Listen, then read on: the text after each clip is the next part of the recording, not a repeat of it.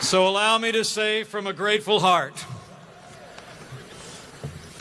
Pennsylvania, it is my high honor and distinct privilege to introduce to you the President-elect of the United States of America, Donald Trump.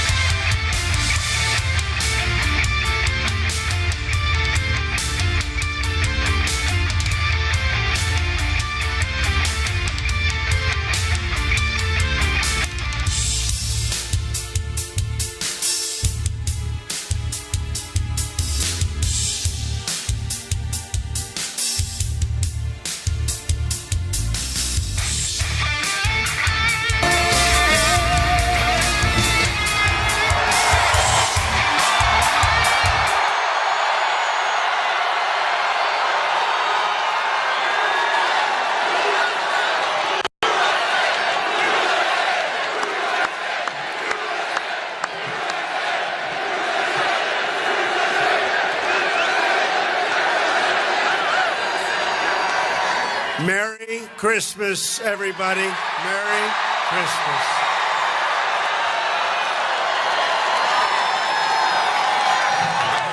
I'm here today for one main reason, to say thank you to the incredible people of Pennsylvania. Thank you. Thank you.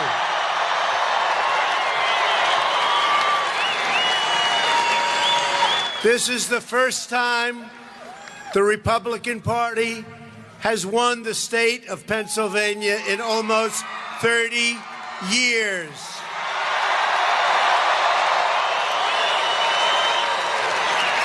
We made history together. You propelled to victory a grassroots movement, the likes of which the world has never, ever seen. It's true. True. Your drive, your dedication, and your love for your country pushed us across the finish line. And boy, did we get across that line, right? The patriots in this arena tonight stood up for themselves and for their families and showed the whole world that the American people still run our country.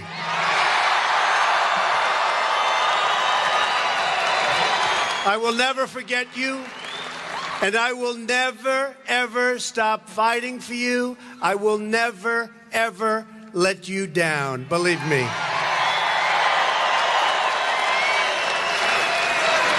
What a state. What a state. Well, I went to school in Pennsylvania, right? So let me take a moment now to recognize your great congressmen in attendance tonight. They were with me from the beginning. Lou Barletta. Where's Lou? Where are they?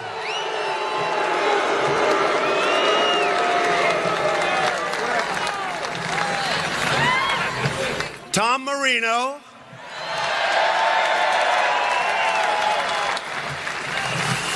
And Tim Murphy.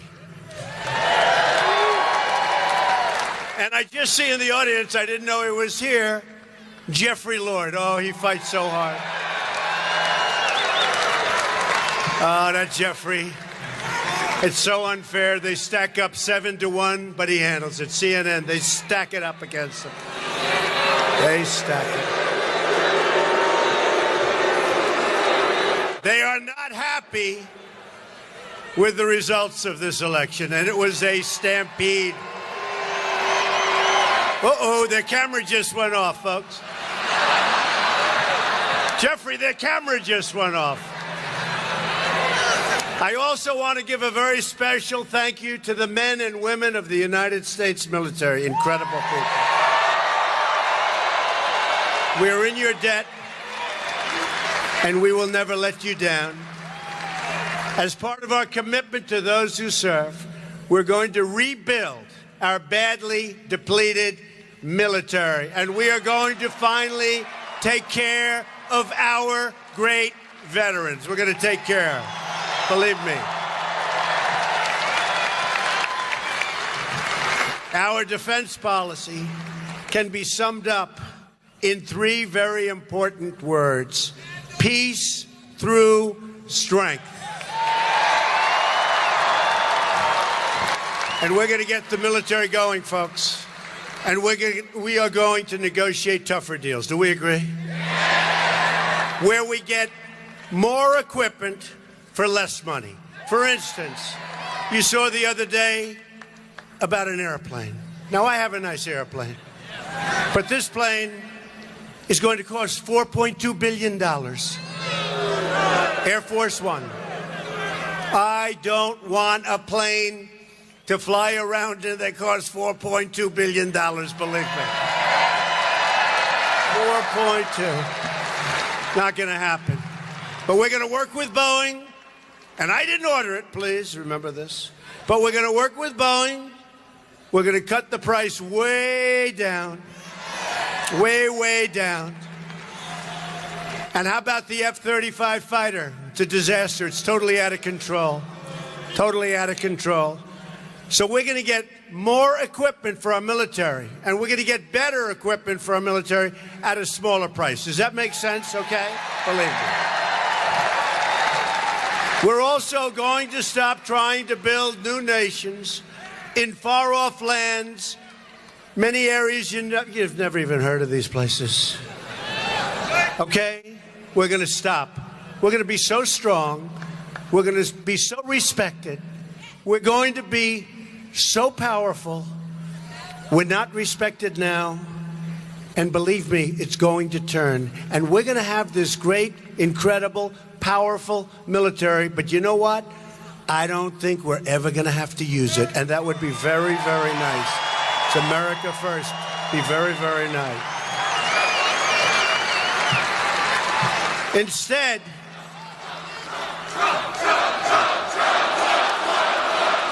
thank you. Instead, my administration will focus squarely on the vital national security interests of the United States. And that means crushing ISIS and defeating radical Islamic terrorism. We're going to defeat it quickly.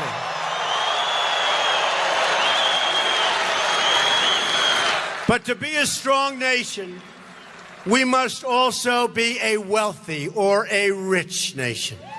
Some people say, Mr. Trump. Now they say, Mr. President-elect. Can you believe it? Can you believe this? Just call me Donald, folks. Just call me Donald. But they say, Mr. President-elect, it doesn't sound good when you say rich nation. I say we have to be a rich nation if we're going to rebuild our military. If we're going to build the wall, we have to be a rich nation. If we're going to repeal and replace Obamacare, we have to know what we're doing. And we have to be a wealthy nation again. Whether it's building cars, producing steel, or curing disease, we want the next generation of innovation and production to happen right here in America, and right here in the great state of Pennsylvania.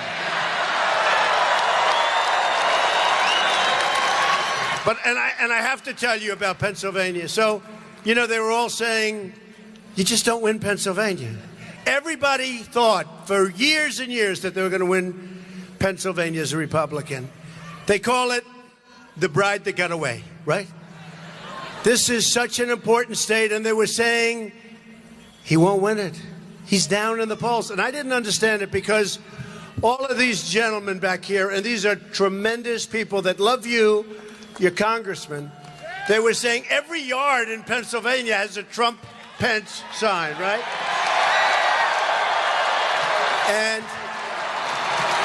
And we'd go to rallies, like, look at the size of this place. Every corner is packed. Now, the press won't say it. Hey, press, turn the cameras. Show them, please. Show them. Show them. World's most dishonest people. These are dishonest people. Are any cameras? No, they're not turning. Look, they never turn. They never turn.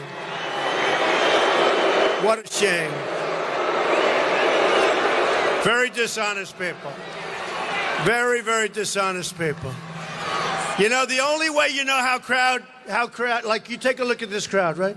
The only way people sitting at home know is by the sound. By the sound. True. That is not the sound of 500 or 1,000 people, folks. And outside it's freezing, and we have 8,000 people standing out there listening. So, but Pennsylvania is an amazing place. And I've been hearing, and I don't know if you want me, because I know you've been listening. You know, what we're doing is a thank you tour. Thank you, Ohio. Thank you, Iowa. Thank you to the different places where we won, swing states mostly, but different places that we won. And by the way, we won in a landslide. This was a landslide victory. This was a landslide. And so we went to Michigan. How about Michigan and Wisconsin? How good was that? That was on top of everything. And you know, they didn't want to call Pennsylvania. You saw that, right? Remember? It was stuck at 99% all night long. And if I lost 100% of the remaining votes, I would have won by a lot of votes. But it was stuck for hours and hours. Now, I don't know if they did that because they were so devastated at what was happening, or because they wanted to keep it going because they were making it. You hear the audience they had? The audience was record-setting, and I think they wanted maybe to prolong the evening for commercial sake, right? But it's one of those two reasons. Maybe it's both. But I will tell you, and I've been going and I've been saying this. I said it the other night in Wisconsin. And if you want, I'll give you a little recap of the night. Should I or not? No, are you sure? Okay, and we'll make this recap pertain to Pennsylvania, right? We don't have to talk about the other ones, but it is true. So I've been hearing for a long time that everybody leaves Pennsylvania thinking they won, Republicans. And again, almost 30 years, and every time they lose by a lot. So I thought we were going to win. These three characters were saying, don't worry about it, Mr. Trump. You're going to win. I'll tell you, Marino, he said, I've been doing this for a long time, Mr. Trump. I guarantee you victory. I said, write it down. He said, nope, I'm not doing that. Okay. I wanted a guarantee. But right from the beginning, they were with me. But they felt so sure. The only problem was, I kept hearing all these things that nobody ever wins, even though they think Pennsylvania. So what happens is the evening begins, and Ohio, what a great place. I had a little problem. You know, it's pretty hard to win states when you don't have the governor, right? Pretty hard. Pretty hard. But you know what? He's called. Would have been nice if he called a couple of weeks earlier. He called. He's been very nice. But we were supposed to win Ohio by 2 points, maybe 3 points. We won it by almost 10 points, right? So that was good. And you know, we got those bad exit polls. You know, they were phony polls, okay? What they don't know is what's the purpose of them doing phony polls when you're going to know the real answer in 3 hours? What are they doing? They can't help themselves, right? So we got these bad exit polls. We really thought, based on the exit polls, it was going to be a very short evening, meaning bad. and Jared, who's here, and Ivanka. They called and they said, Dad, and you got to understand, I got home from Michigan at 4 in the morning. I made a speech in Michigan where I started speaking at 12:30 in the evening. That means on Election Day. That was my 7th speech of the day. 7.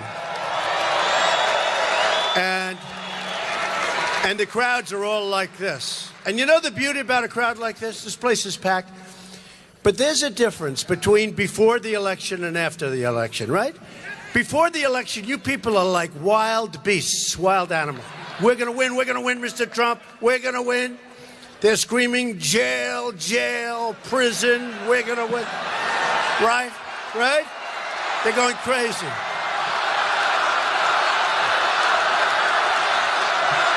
No.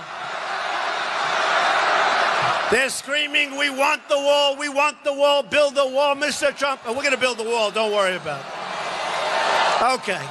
But it is true. There's a big, I was telling somebody backstage, and now the crowds are amazing.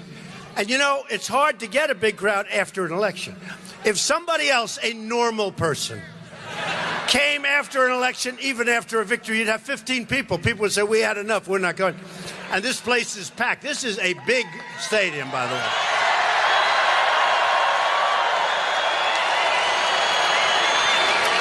But there's something different about a crowd before the election, like when I was here a few weeks ago, and after the election. Before the election, they are brutal. They are so crazed. You're like crazed people, and that's good. I like that. And now, and now you're laid back. Hey, baby.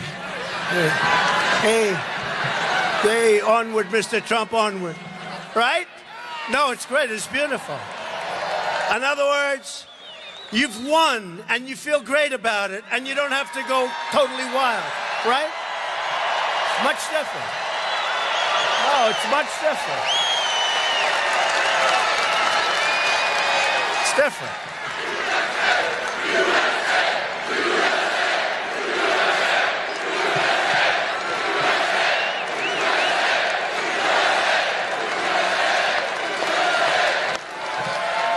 No, it's much different. You're laid back, and that's good. This is not really exactly laid back, but it's pretty laid. So we had to win Pennsylvania, but it started off with Ohio, big victory. And the one I like to tell is Texas, Georgia, and Utah, right? Because they started off about 2 months before the election. Now, you just don't lose Texas as a Republican, right? You don't lose. And you don't lose Georgia, and you don't lose Utah. I don't think Utah's ever been. Jeffrey, has Utah ever been lost? Just keep saying what you say. You know what he says? He's like Ronald Reagan. That's all he has to say. It's good. Donald Trump is like Ronald Reagan. We love you, Jeffrey. This guy takes such abuse on CNN. Do we love him?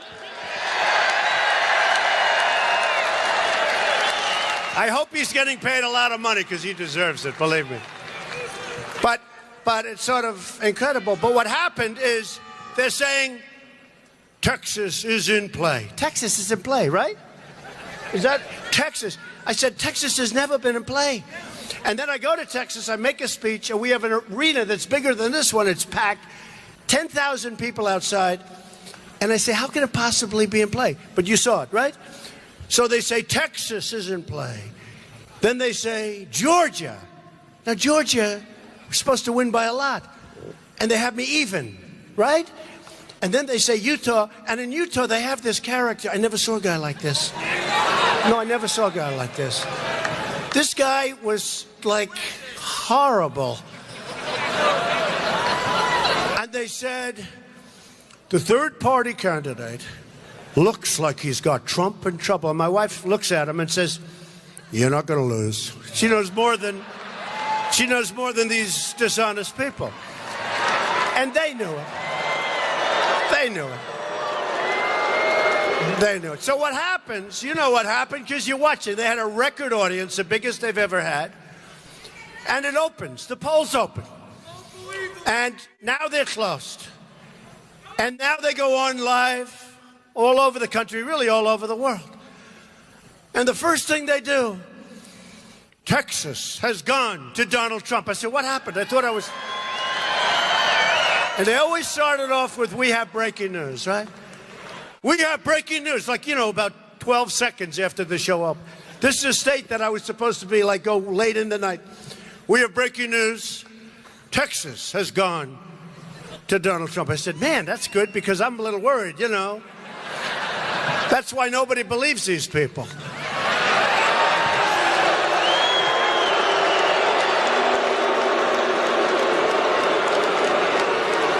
Then about 12 seconds later, we have breaking news. Georgia has gone to Donald Trump.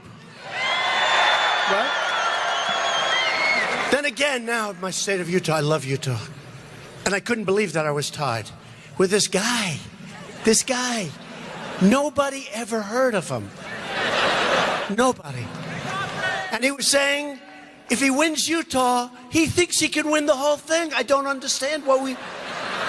I'll tell you, what he could have done is if he won Utah, except that we won by so much, he could have stopped us from appointing Supreme Court judges. That's what he could have done, all right?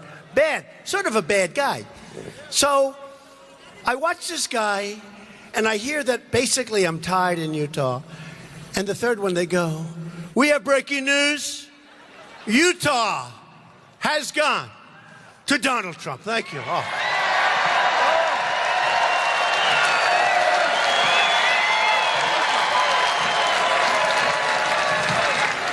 I would have lost Utah. So now I have these three that are like solidly, I mean, we won by Utah. Did you see how many points I won by Utah? This thing wasn't even close, like massive, right? He said huge. They were all huge. Okay, then they go to Ohio, then they go to Iowa, where I just appointed the great governor of Iowa, Terry Branstad, the longest serving governor in our country's history, 24 years almost, to the ambassador to China. He loves China. That's nice. He loves China. In fact, whenever I speak in Iowa, he goes, this is for years. Donald, would you do me a favor? Please don't say anything bad about China. So what? And I didn't, but I just appointed him ambassador to China. He's going to be an amazing representative. He likes them and they like him. They like him a lot and he likes them a lot. So now we start talking, because I was expected to win Ohio, but not by nearly as much. I was expected to win Iowa, but not by over 10 points. Nobody wins Iowa. So this is like a good story, because when my kids told me about the exit polls, which were nonsense, I sort of thought in my mind, well, I can't work any harder, so I don't feel that bad. I still felt bad. Don't worry about it. Until the real polls opened up, right?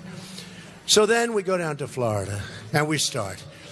And we're sort of leading, and we're leading, and we're leading, and we haven't even gotten to our area, and boy, do we love the Panhandle, right?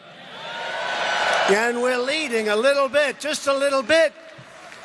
And then they go on the air, the opponents. We will win the state of Florida. The guy said, some guy, I'd never even heard of this guy. He said, we will win the state of Florida. And I said, wait a minute, I'm leading by a little bit, and my voters haven't even been caught on yet, right? He knows what I'm talking about. So all of a sudden, they have another consultant come out. They probably paid this guy $15 million for destroying her campaign, right? These consultants are the worst. By the way, you know, in the old days, if you spend less money and win, that's a good thing, not a bad thing. That's a good thing. I spent much less money. We spent a fraction of the money and won. You know, I'd have these guys saying, Hillary Clinton has spent much more money than Donald Trump. And when I say much more, I'm talking seriously. And then they say much more money than Donald Trump. And Mr. Trump is ahead by 1 point, but he hasn't spent enough money. I'm saying they're scolding me. I've spent less money and I'm ahead. No, remember this for the kids in the audience. If you can spend less money and win, that's a good thing, not a bad thing. Okay. So we go to Florida, and all of our people are out saying how they're going to win Florida. And they're saying, we have no doubt. One guy said, we have no doubt we're going to win the state of Florida. And then there was a story about all the buses, you know, because they had this unlimited money, and they had buses lined up all over Florida. And you know who used the buses? My people. They got into the buses and they said, go ahead. And they were all people with the red hat, make America great again. So, because the bus driver doesn't care. He just wants to know, are the seats all full? Yeah, let's go. Well, they don't care. Thank you for those buses. So they're going to win Florida, according to her pundits and her geniuses and her pollsters. We have breaking news. Donald Trump has won the great state of Florida by a lot.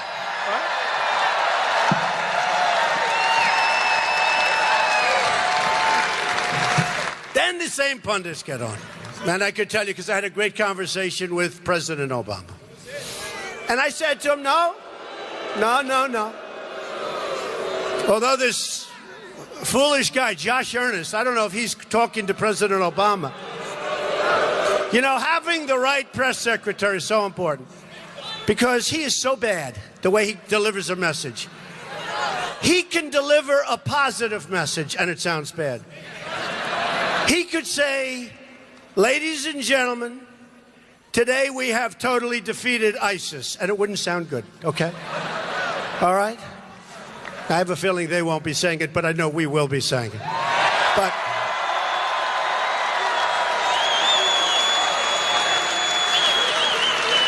But the president's very positive, but he's not positive. And I mean, maybe he's getting his orders from somebody else. Does that make sense? Could that be possible? But I said, when do you think you lost, we won?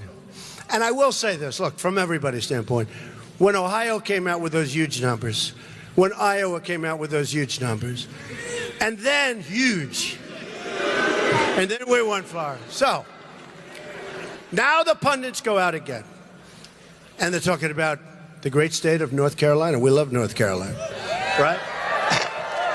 The great state of North Carolina. So they say there's no way. You have to see how much more money they spent than us. Oh, but those buses were comfortable for our people. You have to see how much money they spent in North Carolina. And they said, North Carolina, you got to understand, I've won like everything now, right? I'm just running. South Carolina was great. So I have Texas and Georgia and Iowa and everything. Now we're coming up. And Ohio, big state. And that was the other thing. You cannot win as a Republican unless you win Ohio. Remember that? And then we won Ohio. So it's looking good.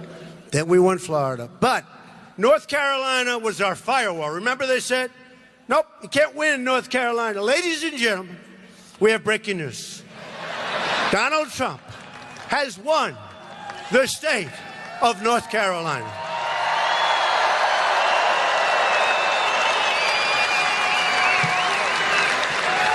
And now you see these absolutely terrible, terrible, destructive people. They're getting a little nervous.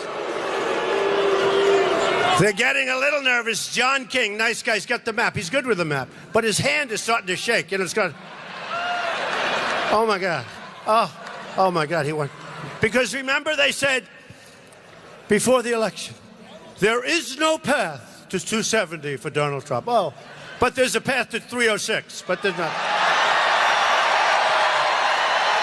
So his hand is... So now we win North Carolina. And now we get up to Pennsylvania. We are just doing great in Pennsylvania. In fact, I won it twice, right? I won it twice, because I won it. And then we had this scam operation. Let's ask for a recount. We won it again. We won Wisconsin. We won Michigan. No, I love it.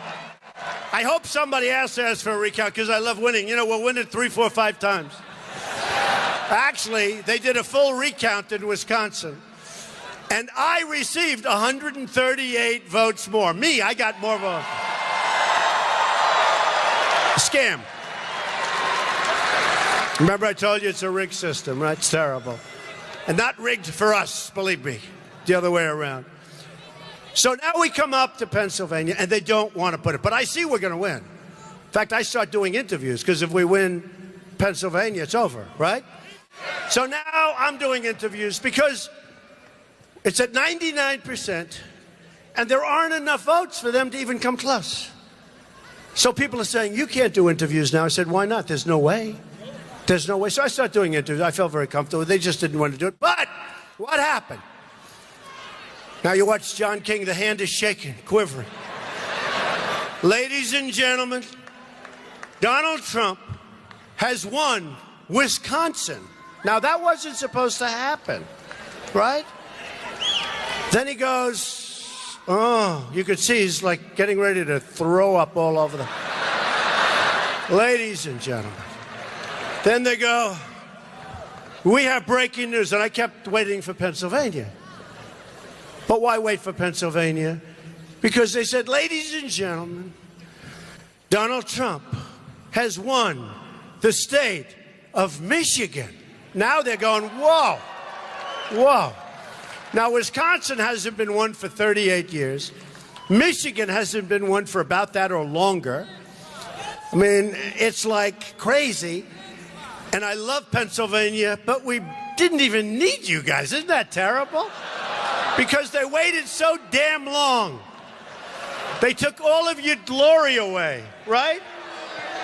Rob Gleason did a great job, and David did a great job. Great job. Great job. David and Rob, what a job. So now we win the state of Pennsylvania, and it's over. It was an amazing, I'll tell you what, it was an amazing evening. And the people on ESPN, sports people, they said it was the single greatest event they've ever seen. They've seen football and baseball and boxing, and they said it was the greatest. So I just want to thank the incredible people of Pennsylvania, okay? Thank you. Thank you very much. Thank you. Incredible people. Unbelievable people. And in 4 years, we're going to win it by even more. Let's ask you something, all right? By even more. All right. Let's get back onto the subject of jobs, right? Because, you know, that's what we're here for. Enough with this stuff. For years, the jobs and wealth have been ripped out of your state and ripped out of our country like we're a bunch of babies. Foreign powers have gotten rich, bleeding America dry because we have people that don't know what they're doing, or worse than that. And our politicians stood by and did absolutely nothing. And that is now all about to end, and it's going to end quickly. The era of economic surrender is over. You, the people of Pennsylvania, are finally going to have a champion that fights for you in the White House. Because from now on, it's going to be America first. Remember that. People talk about how we're living in a globalized world, but the relationships people value most are local. Family, city, state, and country. Local, folks, local. There's no such thing as a global anthem, a global currency, or a global flag. Do we love our flag? Do we love our flag?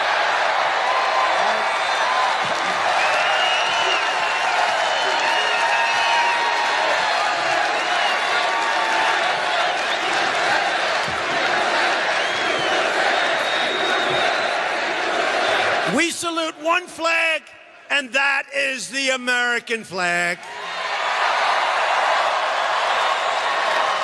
And we're going to make sure the American flag gets the respect it deserves, all right? You know, when I watch the news at night and I see these punks burning the flag and stomping on it and burning another one and stopping. No good, no good. We're gonna maybe have to do something about that. What do you think? Yes? patriotism will be celebrated in our cities and taught very, very strongly to our children. And that patriotism will be the foundation of our economic plan, bringing jobs back to America. We're bringing our jobs back, folks. They've been ripped away. That's why we're going to lower our business tax.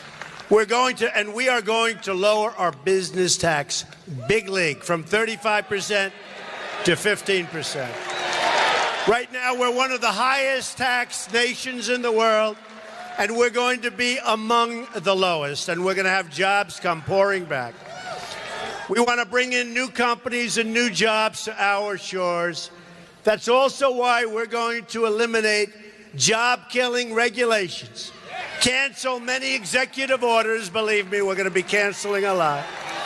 And lift the restrictions on the production of American energy, including shale, oil, natural gas, and clean coal.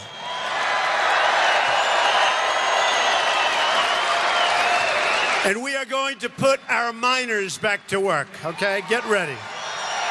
Get those shovels ready.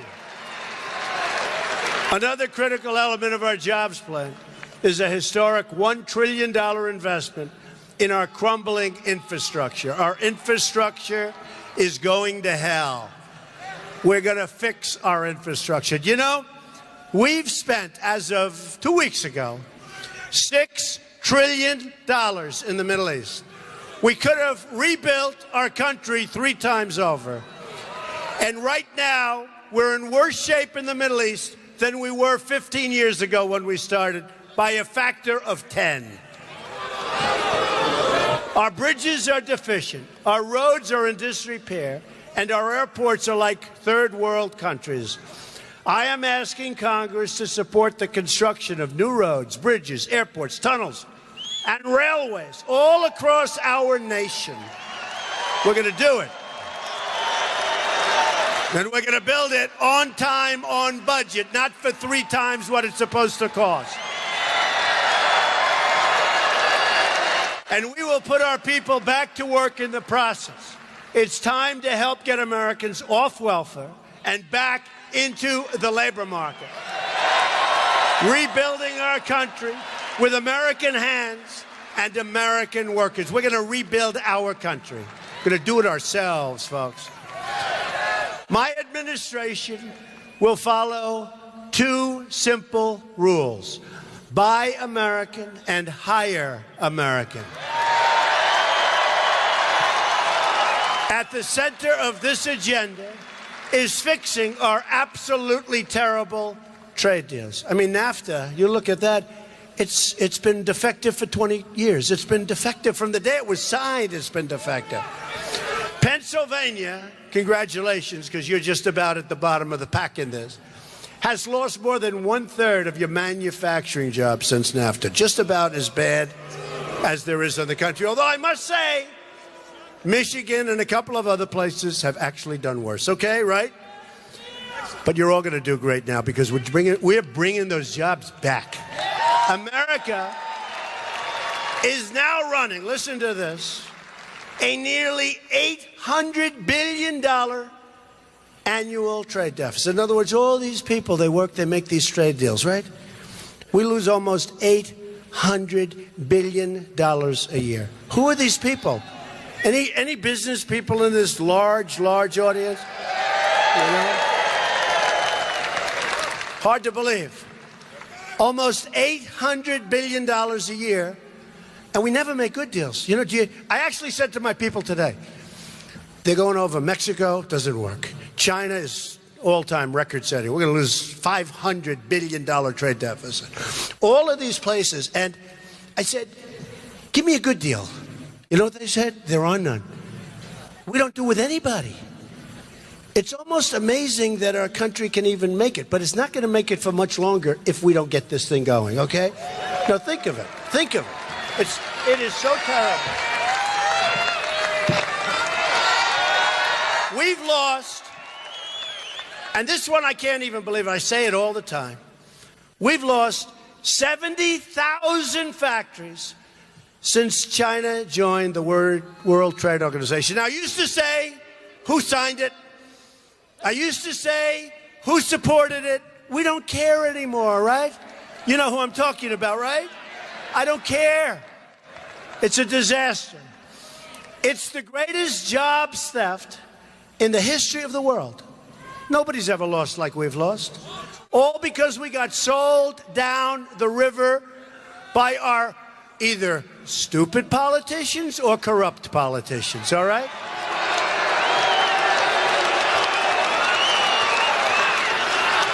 Except for these three guys down here, they're great. They're good. A Trump administration will defend American industry, and it will defend the American worker. You've got to be defended. It will defend the American worker. Boy, did we come out and vote. You know, they forgot about the American voter. They talked about everybody, right? They're going to do this group and that group. And by the way, women, thank you very much. I mean, thank you. Women.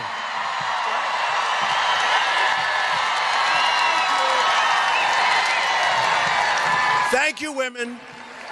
I was getting killed. These polls were killing me, the women. Donald Trump has almost no women. And then I'd come and I'd see these signs. Look at those signs. I'd see these pink, beautiful signs. We did great with women. We did great with the African-American community. So good. Remember the famous line, because I talk about crime, I talk about lack of education, talk about no jobs. And I'd say, what the hell do you have to lose, right? It's true. And they're smart, and they picked up on it like you wouldn't believe. And you know what else? They didn't come out to vote for Hillary. They didn't come out. And that was the big. So thank you to the African-American community. Thank you to the Hispanic community. Incredible. The Hispanic community was great. You know, they all heard the wall. Well, guess what? People that are in our country legally, if they're Hispanic, they don't want people coming in and taking their jobs. They don't want people coming in and taking their homes. They want to see safety. So the Hispanic community was fantastic. And the evangelical Christians, unbelievable. We set records, right? Set records.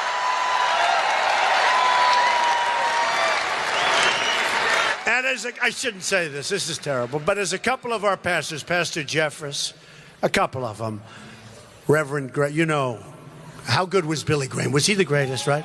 Well, he's got a son, Franklin. And Franklin Graham would say, and Paula White, and so many others that say, Donald Trump may not be perfect, but he's going to be the best leader by far. Right? May not be perfect. They were great. What great people. We set an all-time record in the history of elections in this country with the evangelicals, and that is really cool.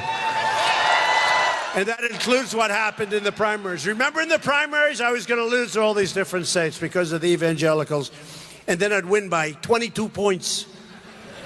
Like, as an example, South Carolina, like Alabama, like Arkansas, like so many, Kentucky. And they were all saying, wow, Donald Trump is doing fantastically with the evangelical Christians. He's doing fantastically, but I knew. But we did even better in the general election. So we had the all-time highest vote in the history of elections with the evangelicals, right? Our goal is to bring back a very beautiful phrase. Do you remember when we were young, some of us, some of you are so, you don't remember because you're so young already. We have a young audience. Do you remember we had stamped onto cars and stamped onto equipment, made in the USA, right? Made in the USA, right? Even the young people like it. And frankly, if it said made in Japan or made someplace else, it wasn't considered good. It wasn't considered good. We're going to bring back made in the USA. And we're going to have a lot of jobs coming back. We're going to have a lot of jobs. And you know what? If companies leave and fire their workers, they leave Pennsylvania, or they leave Indiana, or they leave any one of the states we're talking about, or any state in the union, they leave and they go to Mexico or some other country, plenty of them, and they think they're going to fire everybody and they're going to have their product come right through those weak borders. Oh, those borders are going to be so strong now. And they're going to sell that product, and that product isn't going to be taxed, probably at a rate of about 35% for the people that live. And here's what's going to happen. You know, the people that write the articles, they say Donald Trump is not a free trader. No, I'm a smart trader. Okay, smart trader. Here's what we're going to do. You're going to put that tariff on. Company leaves, makes their air conditioner. Carrier was very nice, by the way, I have to tell you. I mean, what they don't know is the people that did go down there, it's going to be a little hard to sell that product back in, but we won't talk about that. But Carrier was fantastic. They really were. And I hope you go out and buy some Carrier air conditioners, because they're one of the few that are left in this country. And I told the people at Carrier, you saw all the publicity that got. And we have thousands of people, families, that are going to have great Christmases in Indiana now because of that. But I told them, you're going to make up a lot, because you're going to do a lot of business, and a lot of people are feeling very strong about what they did. But it's going to be that they will have consequences when they leave our country and think they're going to sell the product right back over a border, no tax, no nothing. Because you know what? It doesn't work that way for other countries. You look at what China's doing. China taxes our products going into China, big league, and they don't want us anyway. They don't even want the tax. You take a look at other countries. So when they talk about free trade, it's free for them, but it's not free for us, all right? Not free for us. So that's the way it is. But we have to be a rich nation again. And we have to be a safe nation. The murder rate in the United States is the largest that it's been in 45 years. Nobody knows that. They don't tell you that. Do you guys ever say that? No, they don't say that. They don't want to hear it. And we are going to support the incredible men and women of law enforcement. And we are going to bring this terrible crime wave to an immediate end, and it can go quickly. One of the greatest public safety threats remains open borders. I always say, there goes your safety, there goes your country. We will build a great, great wall, and we will put an end to illegal immigration. And we are going to stop the drugs from pouring into our country and poisoning the youth of Pennsylvania and every other state. Going to stop.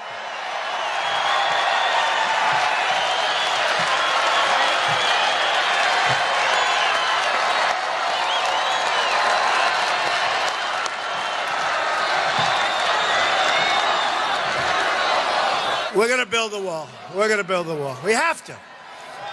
You know, the Border Patrol, you know this, 16,500 great people. Because their job is much tougher when I win, because we're going to enforce the laws. They want to enforce. They endorsed me. First time they've ever endorsed a presidential candidate. ICE. The men and women of ICE. They're smart, they're tough, they love the country. They endorsed us. It's not me, it's us. First time they've ever endorsed. What does it mean? It means they have to work harder. But these are people that know what they're doing. We're going to break up the gangs. We're going to break up the cartels and the criminal syndicates terrorizing our cities and our neighborhoods. And they're being terrorized. Just take a look on Long Island, New York, and you take a look at what's happening out there. It is really bad. And our local police know exactly who they are and want to do something about it. And they're being stopped. So we're going to work on that. We're going to get a safe country to protect our country from terrorism and extremism. I will suspend immigration and refugee admissions from regions where they cannot be safely processed or vetted.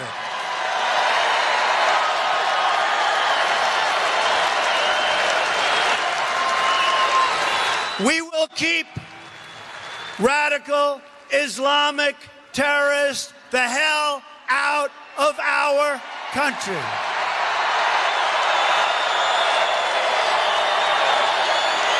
We're going to keep them out. We got enough problems. We got enough problems, right? We got to bring our jobs back. We don't want problems. And we'll build safe zones in Syria. When I look at what's going on in Syria, it's so sad. It's so sad. And we've got to help people. And we have the Gulf states. They have nothing but money. We don't have money. We owe $20 trillion. I will get the Gulf states to give us lots of money, and we'll build and help build safe zones in Syria so people can have a chance. So they can have a chance. Ethics reform will be a crucial part of our plan as well. We're going to drain the swamp of corruption in Washington, D.C. Right? I will impose a 5-year ban on executive branch officials becoming lobbyists and a lifetime ban on officials becoming lobbyists for a foreign government. And I'll tell you what else I'm going to ban. When we have our purchasing agents giving out billions and billions and billions of dollars of contracts to the military and to all of these people where they're buying airplanes, where you see these tremendous cost overruns, take a look at the F-35 program. Take a look. And the people that gave out those contracts, give me a break. We're going to impose a lifetime ban on people that give these massive contracts out, or even small contracts. You want to work for the United States, you work for the United States. You're not going to go to work for the people that build these planes and people that do the drugs with all of the different things. You know, the cost of drugs in this country, we're about the largest purchaser of pharmaceuticals anywhere in the world. And yet we can't negotiate the price. I wonder why. You don't think it has anything to do with the drug companies. Well, we're going to open it up. We're going to face many challenges. But this is truly an exciting time to be alive. The script is not yet written. We do not know what the page will read tomorrow. But for the first time in a long, long time, what we do know is that the pages will be authored by each and every one of you and you.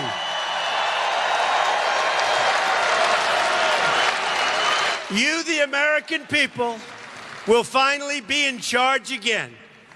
Your voice, your desires, your hopes, and your aspirations will never again fall on deaf ears. The forgotten men and women of our country will not be forgotten anymore. Remember that.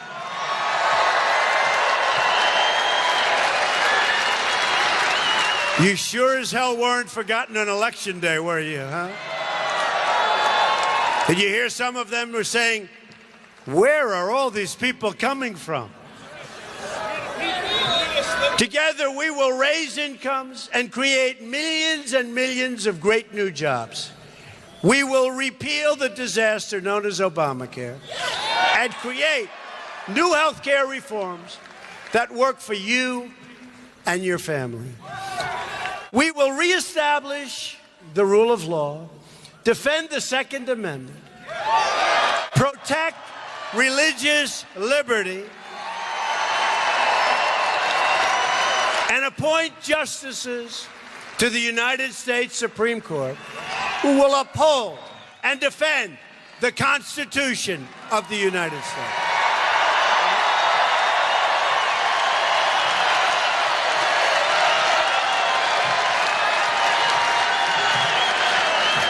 We will heal our divisions and unify our country. We will be a unified country again.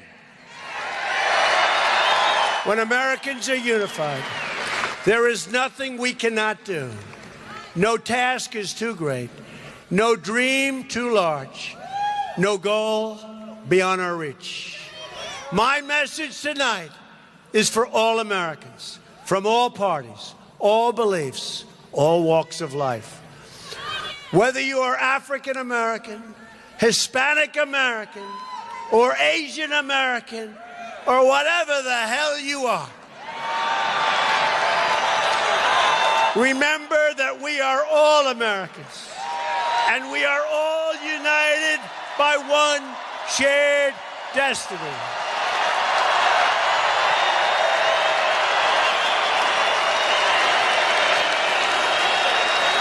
So I'm asking everyone.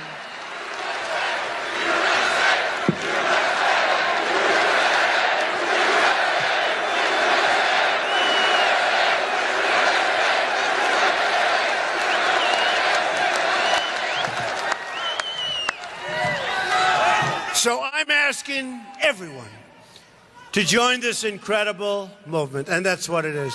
All over the world, they're talking about what's happening here, all over the world. Pundits have said, and I mean pundits that truly dislike Donald Trump, have said this is the single greatest political phenomenon that they've ever seen. And it's about you, it's not about me, it's about you. I am asking you to dream big and bold and daring things for your family and for your country. I am asking you to believe in yourself again, and I'm asking you to believe in America. And if we do that, then all together we will make America strong again. We will make America wealthy again. We will make America safe again. And we will make America great again. Thank you. Thank you, Pennsylvania. Thank you. God bless you. Merry Christmas. Thank you, Pennsylvania. Thank you.